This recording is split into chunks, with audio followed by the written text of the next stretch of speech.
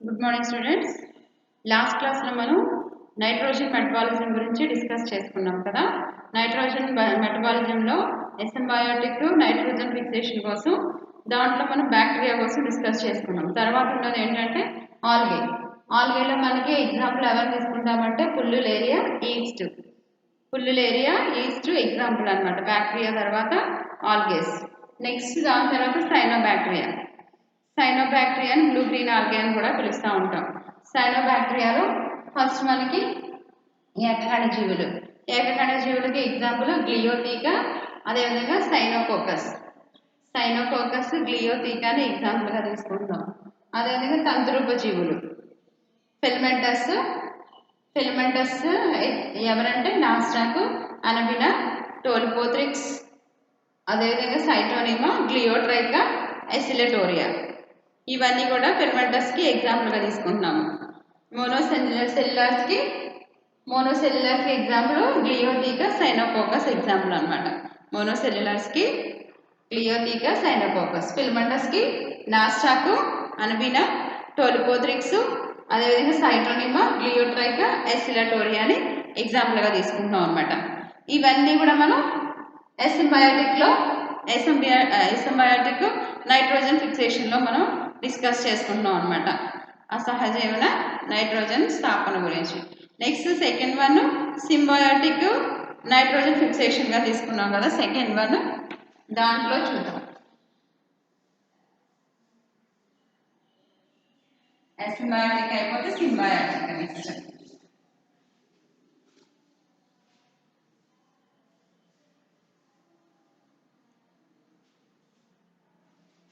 Symbiotic nitrogen fixation. ఇవి మనకి తెలుసు కదా, ఉన్నత శ్రేణి మొక్కలు డైరెక్ట్గా ఆక్సిజన్, ఇవి నైట్రోజన్ 79% అట్మాస్ఫియర్లో ఉన్నా కానీ అవి ఆ అట్మాస్ఫియర్ని ఇవి అబ్జర్వ్ చేసుకోలేమని చెప్పాం కదా. ఇవి అబ్జర్వ్ చేసుకుండా ఏం చేస్తాయి, కొన్ని ఈ ఉన్నత శ్రేణి మొక్కలు ఏవైతే ఉన్నాయి ఈ ప్లాంట్స్ మీద కొన్ని మనకి బ్యాక్టీరియాస్ ఇవి ఏం చేస్తాయంటే సింబయోటిక్గా ఉంటూ ఉంటాయి.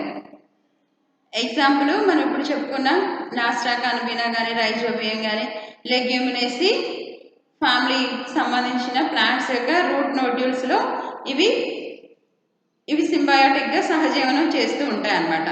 సింబయోటిక్గా ఉంటాయి రూట్ నోడ్యూల్స్లో. ఇవి ఏం చేస్తాయంటే ఇవి ఏదైతే రైజోబియం కానీ, నాస్టాక్ కానీ, అనబినా కానీ ఎక్సెట్రా బ్యాక్టీరియాస్ ఇవి ఏం చేస్తాయంటే లెగ్యూమినేసి ఫ్యామిలీ యొక్క రూట్ నోడ్యూల్స్ వేరు గొడుపుల్లో ఇవి ఉంటూ ఉంటాయి అన్నమాట. ఇవి ఏం చేస్తాయి, ప్లాంట్కి కావాల్సిన నైట్రోజన్ని నైట్రేట్స్ రూపంలో ఇవి ప్లాంట్కి అందిస్తూ ఉంటాయి. ప్లాంట్ ఏం చేస్తుందంటే వీటికి కావాల్సిన ప్రొటెక్షన్ అండ్ ఫుడ్ని ప్లాంట్ వీటికి అందిస్తూ ఉంటుంది అనమాట. ఈ విధంగా ఇవి రెండు కూడా ఒకదాంతో ఒకటి కలిసి మన సింబయోటిక్గా సహజీవనం జరిపిస్తూ ఉంటాయి అన్నమాట. రెండు కూడా సహజీవనంగా ఈ విధమైన నత్రజని స్థాపనని మనం ఎవరు పిలుస్తున్నామంటే సింబయోటిక్ నైట్రోజన్ ఫిక్సేషన్. ఈ విధమైన నైట్రోజన్ ఫిక్సేషన్ని సింబయోటిక్ నైట్రోజన్ ఫిక్సేషన్. ఇవి వాటికి కావాల్సిన నైట్రోజన్ని ప్లాంట్స్కి కావాల్సిన నైట్రోజన్ని నైట్రైట్స్ రూపంలో ఇస్తే ప్లాంట్స్ ఏమో వీటికి కావాల్సిన ఫుడ్ని అవి ఇస్తూ ఉంటాయి అన్నమాట. ఈ విధంగా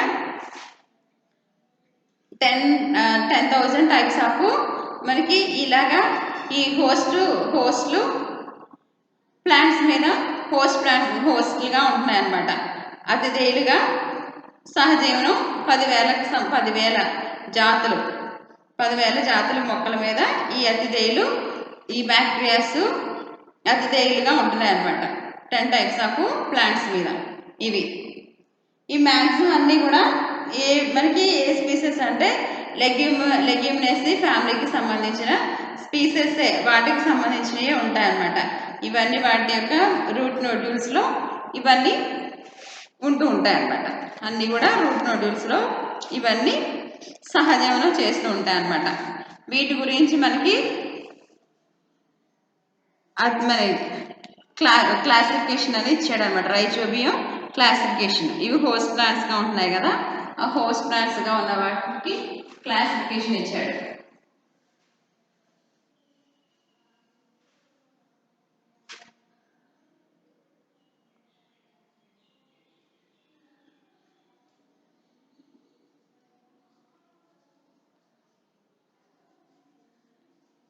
రైజోబియం వెర్టికాటా.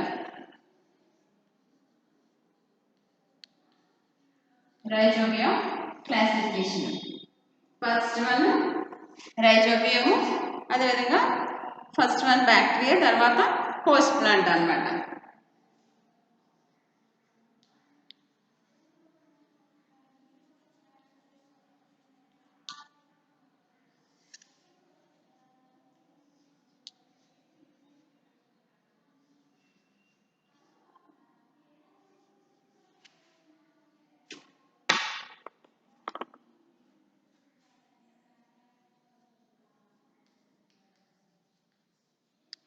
బ్యాక్టీరియా అతిదేయ మొక్కలు. అతిదేయి మొక్కలు దీంట్లో మనకి అతి త్వరగా పెరిగే జాతులు.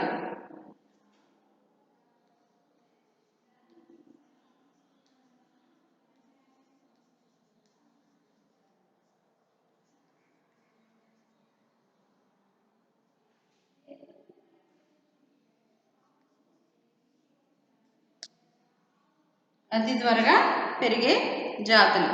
ఫస్ట్ వన్ బఠానీ,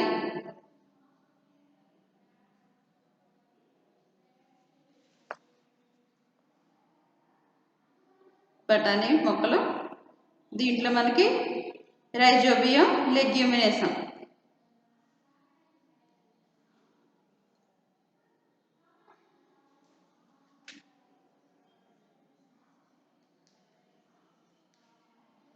ఇక్కడ రైజోబియం ఏంటంటే రైజోబియం లెగ్యూమినేసి, బఠానీ సమూహానికి.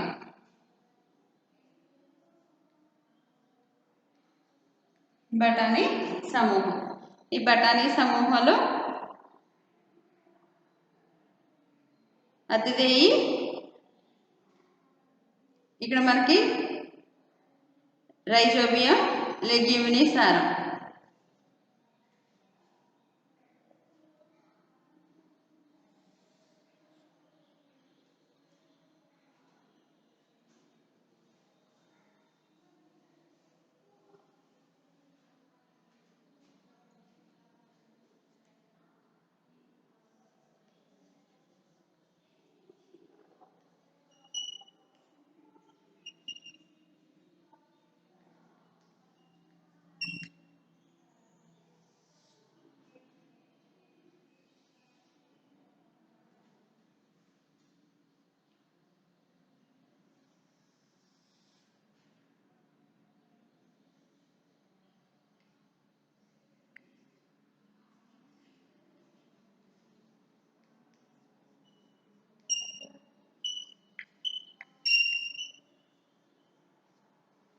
రైజోబియం లెగ్యూమినిసారం. రెండోది బఠానీ సమూహానికి ఇది రెండోది చిక్కుడు.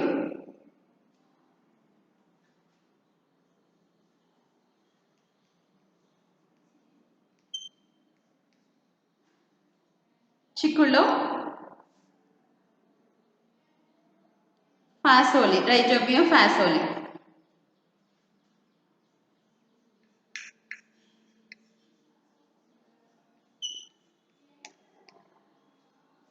Rhizobium ఫాసోలి.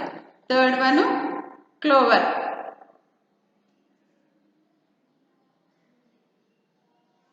Clover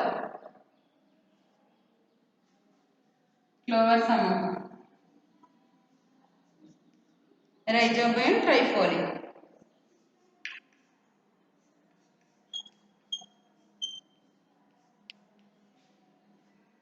third one Clover. Fourth one alpha alpha.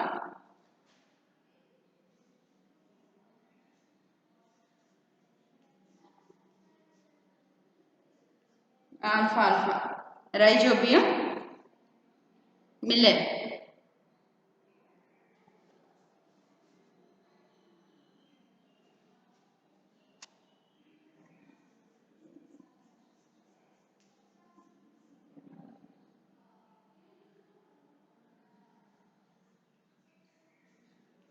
Rhizobium మెనిలోటి.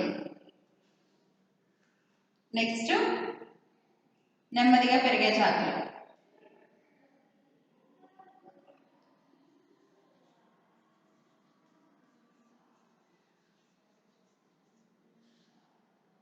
నెమ్మదిగా పెరిగేవి.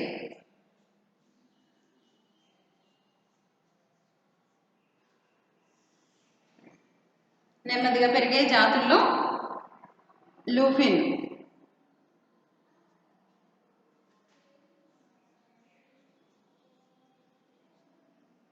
రైజోబియం లుపిని.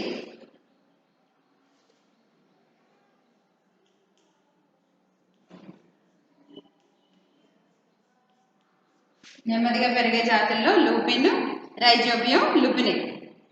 సోయా చిక్కుడు, సోయా చిక్కుడు,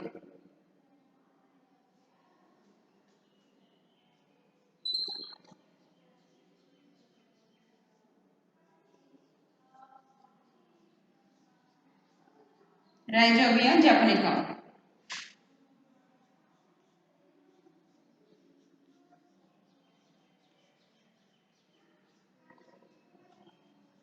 రైజోబియం జపనికం.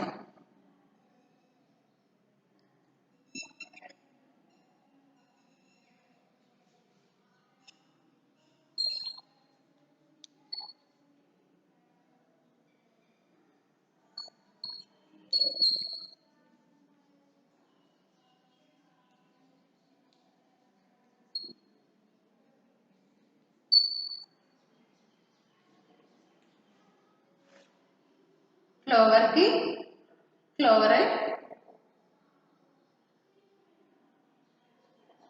ఆల్ఫాకి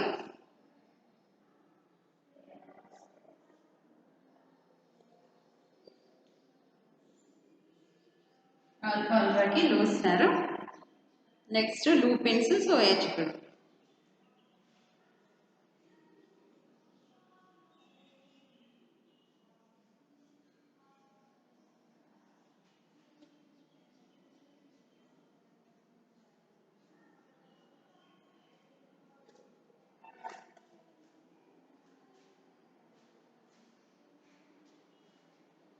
క్లాసిఫికేషన్, రైజోబియం క్లాసిఫికేషన్ తీసుకుంటే రైజోబియం క్లాసిఫికేషన్లో రైజోబియం ఏంటి, రైజోబియం అంటే బ్యాక్టీరియా కదా, బ్యాక్టీరియా ఏంటి, అది దేని మీద, హోస్ట్ ప్లాంట్ ఎవరు, ఇక్కడ హెల్ప్ చేసే హోస్ట్ ప్లాంట్ ఎవరు, హోస్ట్ ఎవరు చూడాలన్నమాట. First bacteria. ఈ బ్యాక్టీరియాలో అతి త్వరగా పెరిగే జాతులు, అతి త్వరగా పెరిగే జాతులు ఏంటో చూస్తాము. యాక్చువల్గా ఈ రెండు రాసుకుంటే సరిపోతుంది, కాకపోతే స్పీసెస్ చూస్తున్నాం అనమాట. స్పీసెస్ ఏ స్పీసెస్ అన్నది తెలియడం కోసం ఈ టేబుల్ని మనం 3 పార్ట్స్గా డివైడ్ చేసుకున్నాం.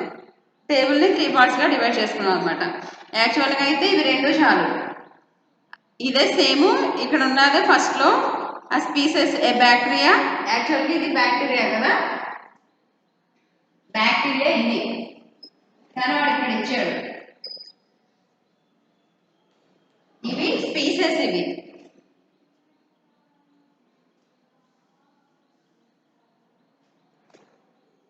ఇవి జాతులు.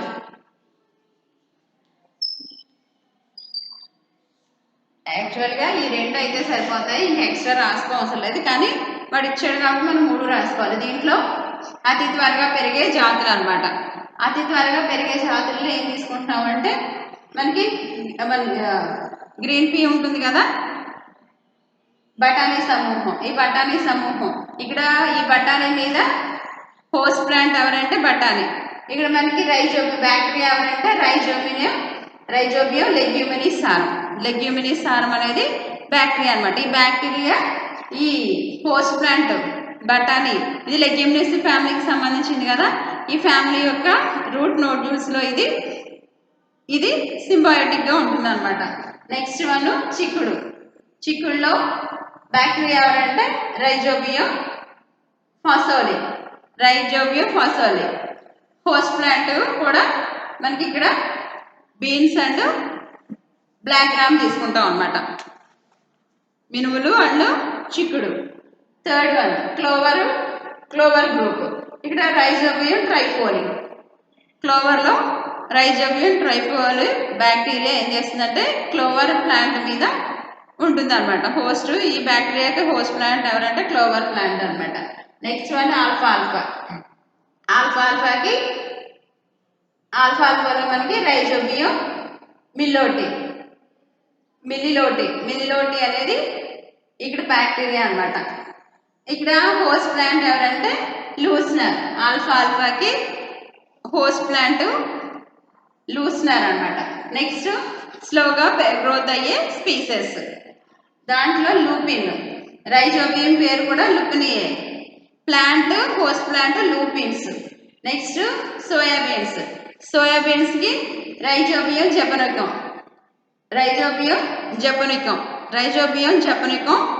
ఇక్కడ మనకి బ్యాక్టీరియా. ఈ బ్యాక్టీరియాకి హోస్ట్ ప్లాంట్ ఎవరంటే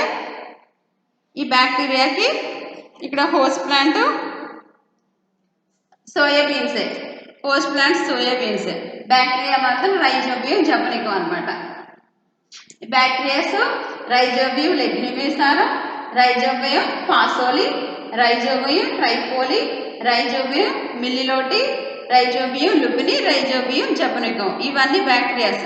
వీటికి హోస్ట్ ప్లాంట్స్, వీటి మీద ఇవి ఉంటాయి అన్నమాట. హోస్ట్ ప్లాంట్స్ బఠానీ, చిక్కుడు, మినుములు, క్లోవరు, లూసినరు, లూపిన్స్, అదేవిధంగా సోయాబీన్స్. ఇవి హోస్ట్ ప్లాంట్స్ అన్నమాట.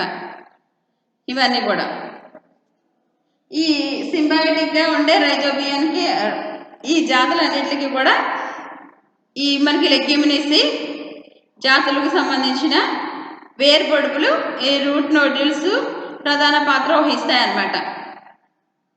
ఇవన్నీ కూడా ఎలా ఉంటాయంటే వీటి షేపు క్లబ్ షేప్లో ఉంటాయి అన్నమాట. క్లబ్డ్ షేప్లో ఉంటాయి.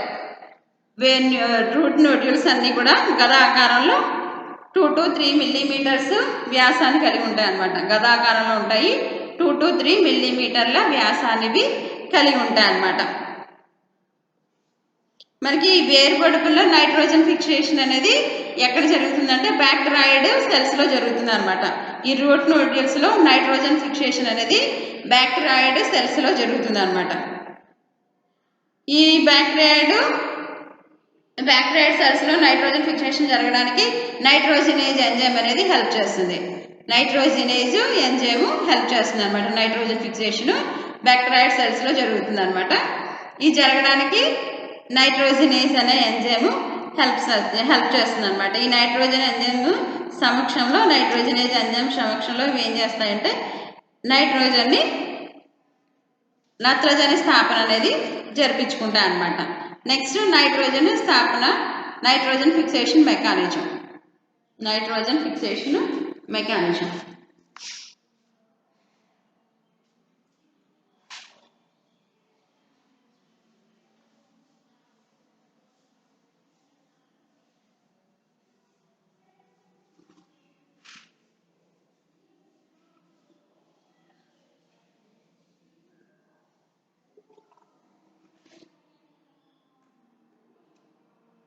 నత్రజని స్థాపన యాంత్రికం.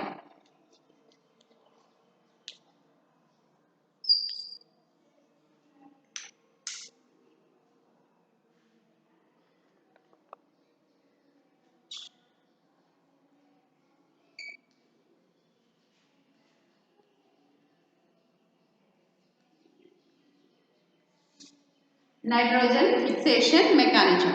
ఈ నైట్రోజన్ ఫిక్సేషన్ మెకానిజంలో మనకి మాలిక్యులర్ నైట్రోజన్ ఎలా ఉంటుందంటే మాలిక్యులర్ నైట్రోజన్లో ఈ 2 నైట్రోజన్ పరమాణువులు అనేవి 3 బంధాల చేత కనెక్టబడి ఉంటాయి అన్నమాట. 2 నైట్రోజన్ పరమాణువులు ట్రిపుల్ బాండ్లో ఇవి బాండింగ్ అయి ఉంటాయి అన్నమాట. N triple bond N 2 nitrogen పరమాణువులు 3 బంధాల చేత కలపబడి ఉంటాయి అన్నమాట. ఇవి కూడా ఎక్కడ మాలిక్యులర్ నైట్రోజన్లో 2 నైట్రోజన్లు 3 బంధాల చేత కలపబడి ఉంటాయి.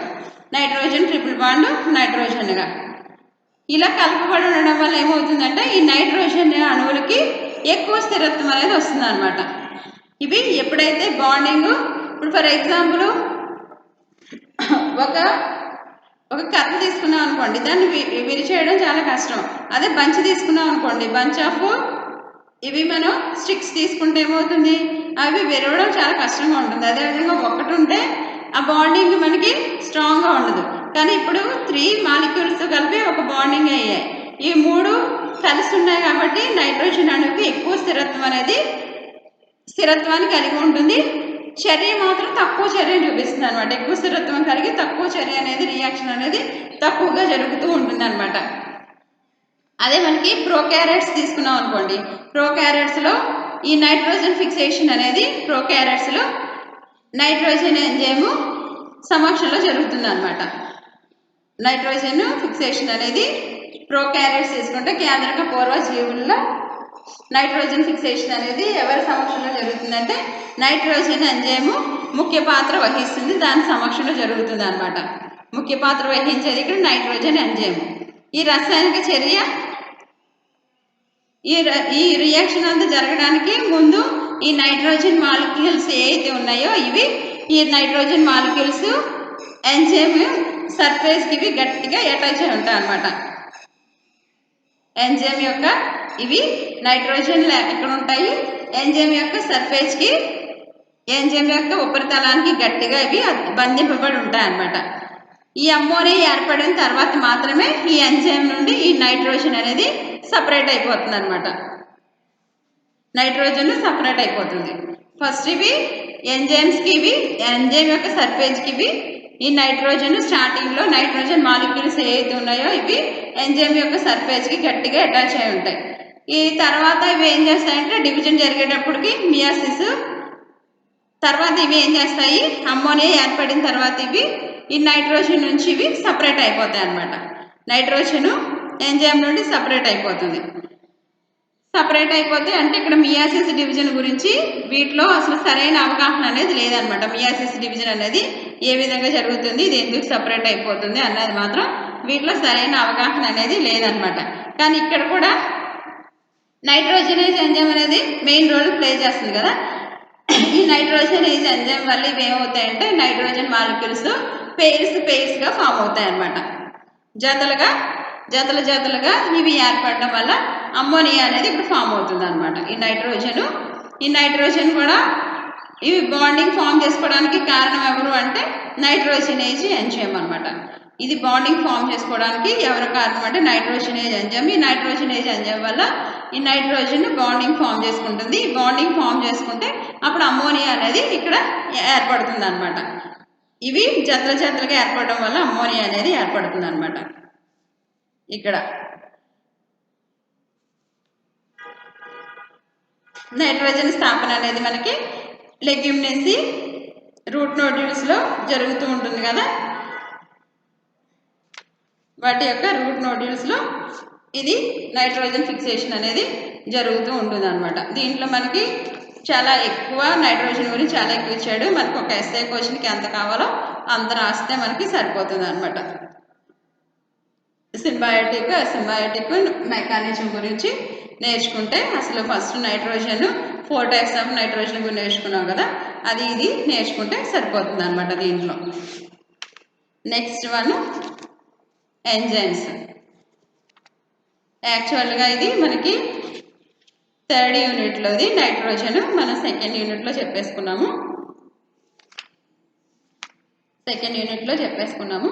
తర్వాత 2nd యూనిట్లోది ఏంటంటే ఎంజైమ్స్ అనమాట. నెక్స్ట్ వన్ ఏంటి, ఎంజైమ్స్.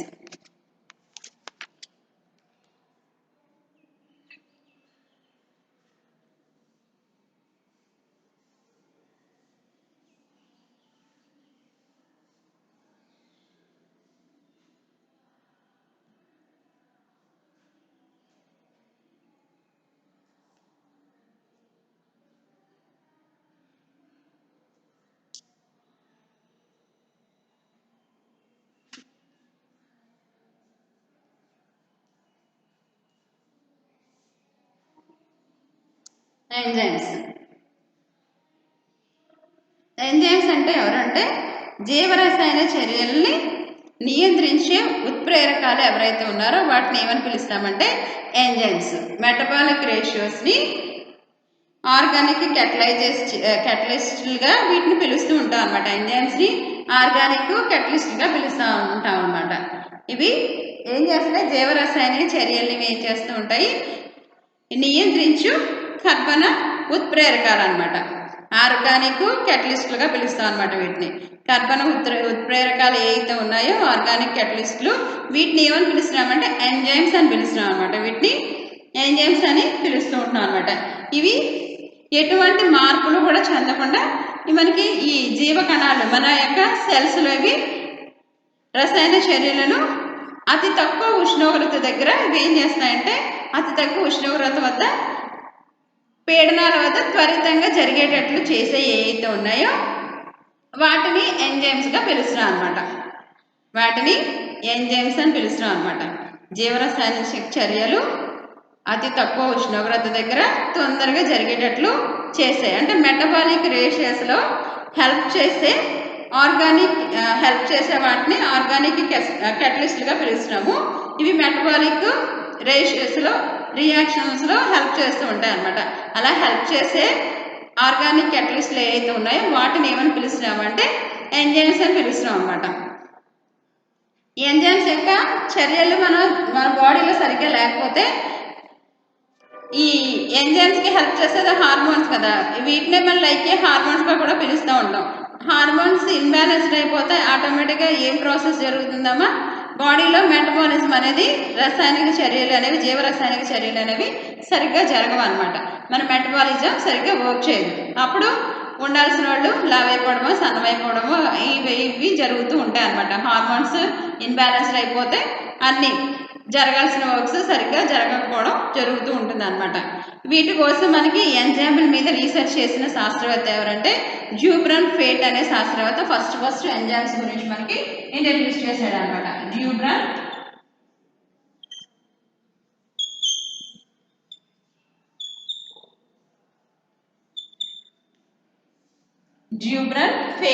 జ్యూబ్రన్ ఫేట్ అనే శాస్త్రవేత్త 1830లో ఈ ఎంజైమ్స్ గురించి రీసెర్చ్ చేసి ఈ ఎంజైమ్స్ని మనకి ఇంట్రడ్యూస్ చేశాడు అనమాట. జ్యూబ్రన్ ఫేట్ ఈయన ఎక్కడ రీసెర్చ్ చేశాడంటే మనకి బార్లీ తెలుసు కదా, బార్లీ సీడ్స్ తీసుకున్నాడు. బార్లీ సీడ్స్ని జర్మినేట్ చేశాడు అనమాట. ఈ జర్మినేట్ చేసినప్పుడు దాంట్లో మనకి మాల్ట్ తయారవుతుంది కదా, ఈ మాల్ట్లో ఈయన ఎంజైమ్స్ అనేవి ఉంటాయి. బార్లీ విత్తనాలతో అయినా ఏం చేశాడు, మాల్ట్ని ప్రిపేర్ చేసి దీంట్లో ఎంజైమ్స్ అనేవి ఉంటాయి. ఈ మాల్ట్ ఏం చేస్తుంది, పిండి పదార్థాన్ని స్టార్చ్ని షుగర్గా కన్వర్ట్ చేస్తుంది అనమాట. ఈ మాల్ట్ ఏం చేస్తుంది, స్టార్చ్ని షుగర్గా కన్వర్ట్ చేస్తుంది. ఈ మాల్ట్ స్టార్చ్ని షుగర్గా కన్వర్ట్ చేయగలదు. ఇది కొన్ని ఎంజైమ్స్ యొక్క సహాయంతో జరుగుతుంది అన్న విషయాన్ని ఈయన తెలుసుకోగలిగాడు అనమాట. ఈయన ఏం చేశాడంటే తర్వాత ఈయన ఫస్ట్ మాల్ట్లో ఏం చేశాడు, మాల్ట్ ఇది స్టార్చ్ని షుగర్గా కన్వర్ట్ చేయగలదు. దీనికి ఆ కెపాసిటీ ఎలా వచ్చిందంటే కొన్ని రకాల ఎంజైమ్స్ వల్ల ఆ కెపాసిటీ వచ్చింది అన్న విషయాన్ని తెలియజేశాడు. తర్వాత ఇంకా కొంతమంది శాస్త్రవేత్తలు ఈ ఎంజైమ్స్ గురించి రీసెర్చ్ చేశారనమాట. ఆ రీసెర్చ్ చేసిన వాళ్ళలో మనకి కొర్నెల్ యూనివర్సిటీకి చెందిన జేమ్స్ బి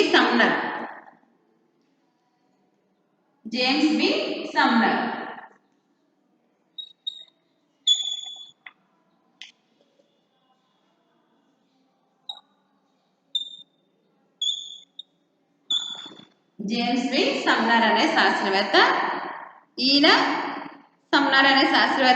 ఏం చేశాడంటే తమ్మకాయలు ఉంటాయి కదా, 1926లో ఈయన ఏం చేశాడంటే ఫస్ట్ మనకి తమ్మకాయలు అనేవి తుమ్మకాయలానే ఉంటాయి అన్నమాట. పొడవుగా తమ్మకాయలు అనేవి పొడవుగా ఉంటాయి అన్నమాట. వీటి యొక్క విత్తనాలను సేకరించాడు. తమ్మకాయల యొక్క విత్తనాల్లో యూరియేజ్ అనే ఎంజైమ్ ఉంటుంది. ఇది పిల్స్ రూపంలో ఉంటుంది అన్న విషయాన్ని ఈయన అబ్జర్వ్ చేశాడు అనమాట.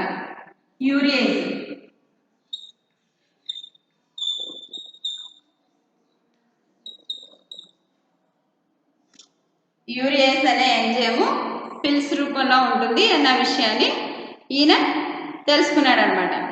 అప్పటి నుంచి ఈ ఎంజైమ్స్ని ఈయన ఏం చేశాడు, స్ఫటికాల రూపంలో సపరేట్ చేయడం మొదలుపెట్టాడు అనమాట. సమ్నర్ అనే శాస్త్రవేత్త జేమ్స్ బి సమ్నర్ అనే శాస్త్రవేత్త తమ్మకాయల యొక్క సీడ్స్ తీసుకున్నాడు. తమ్మకాయల యొక్క సీడ్స్లో ఈ ఎంజైమ్స్ని అబ్జర్వ్ చేశాడు అనమాట. ఈ ఎంజైమ్స్ ఏ రూపంలో ఉన్నాయి, పిల్స్ రూపంలో చిన్న చిన్న రేణువు లేదా స్ఫటికాల రూపంలో గ్రాన్యూల్స్ రూపంలో ఉండడం ఈయన అబ్జర్వ్ చేశాడనమాట. అబ్జర్వ్ చేసి అప్పటి నుంచి కూడా ఎంజైమ్స్ని ఏం చేశాడు, స్ఫటికాల రూపంలో వేరు చేయడం స్టార్ట్ చేశాడనమాట. ఎంజైమ్స్ని స్ఫటికాల రూపంలో సపరేట్ చేశాడనమాట. దీంట్లో మనకి కొన్ని ఎగ్జాంపుల్స్,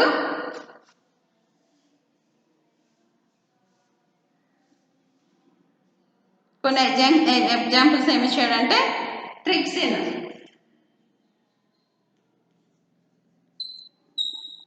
ఫస్ట్ వన్ ఏంటి, ట్రిప్సిన్. ఈ ట్రిప్సిన్ అనేది ఎక్కడ ఉంటుందంటే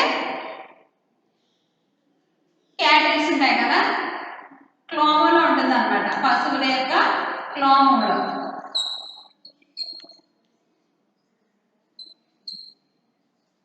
పశువుల యొక్క క్లోమంలో ఈ ట్రిప్సిన్ అనే ఎంజైమ్ ఉంటుందని జాన్ నార్థ్రాప్ అండ్ క్యూనిడ్జ్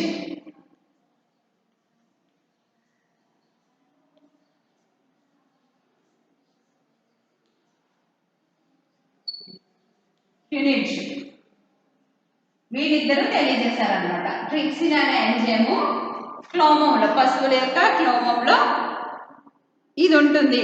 1936లో వీళ్ళు తెలియజేశారనమాట. 1936లో వీళ్ళు తెలియజేశారు. నెక్స్ట్ కెటలేజ్ ఎంజైమ్ అనమాట.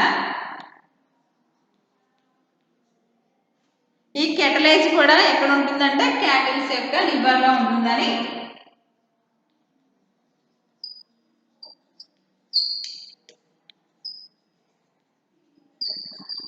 పశువుల యొక్క కాలేయంలో కెటలేజ్ అనే ఎంజైమ్ ఉంటుంది అనమాట. దీన్ని ఎవరు తెలియజేశారంటే summer and డఫ్.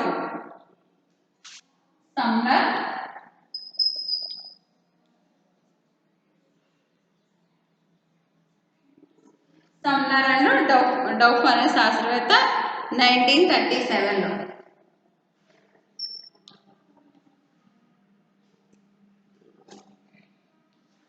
Next third one ఆర్నేజ్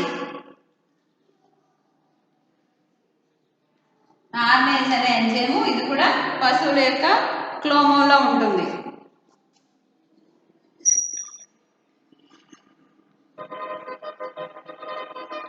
ఇది కూడా చెప్పింది ఎవరంటే క్యూనిడ్జ్. 1940లో క్యూనిడ్జ్ 1940లో చెప్పాడు అనమాట. Next fourth one pepsin.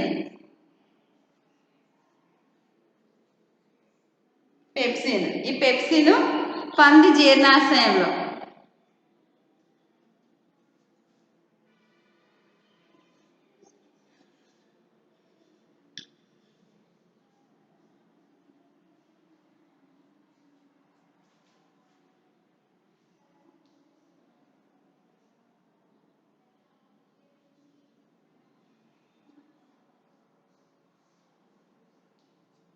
పంది యొక్క జీర్ణాశయంలో ఉంటుంది అని తెలియజేశాడు అనమాట. నెక్స్ట్ డీనేజ్.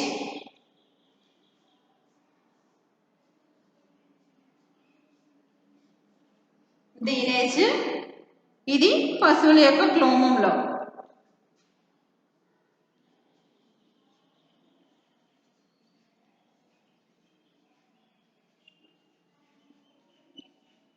ఇది కూడా క్యూనిడ్జే చెప్పాడు.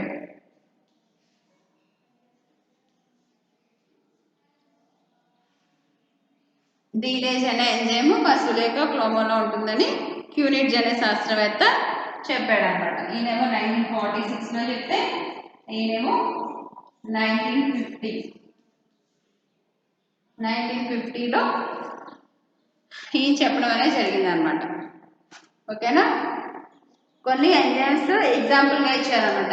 ట్రిప్సిన్ అనే ఎంజైమ్ పశువుల యొక్క క్లోమంలో ఉంటుందని జాన్ నార్థ్రాప్ అనే శాస్త్రవేత్త తెలియజేశాడు.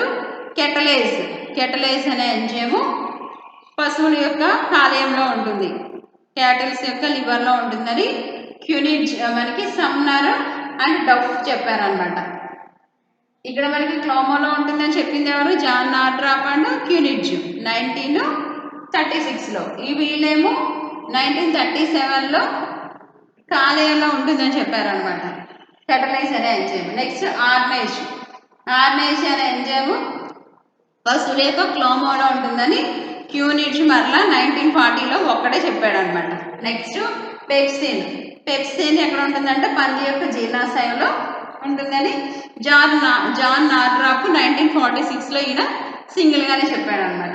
నెక్స్ట్ డీనేజ్ అనే ఎంజైమ్ పశువుల యొక్క క్లోమోలో ఉంటుందని 1950లో క్యూనిడ్జ్ అనే శాస్త్రవేత్త 1950లో చెప్పాడనమాట. డీనేజ్ అనే ఎంజైమ్ పశువుల యొక్క క్లోమంలో ఉంటుందని క్యూనిడ్జ్ అనే శాస్త్రవేత్త 1950లో చెప్పాడనమాట. ఇది ఎంజైమ్ల కోసం కొంతమంది శాస్త్రవేత్తలు ఇచ్చిన ఇంట్రడక్షన్ అనమాట. నెక్స్ట్ ఎంజైమ్స్ యొక్క నేచర్ అనేది ఏ విధంగా ఉంటుందో నెక్స్ట్ క్లాస్లో డిస్కస్ చేసుకుందాం. Thank you.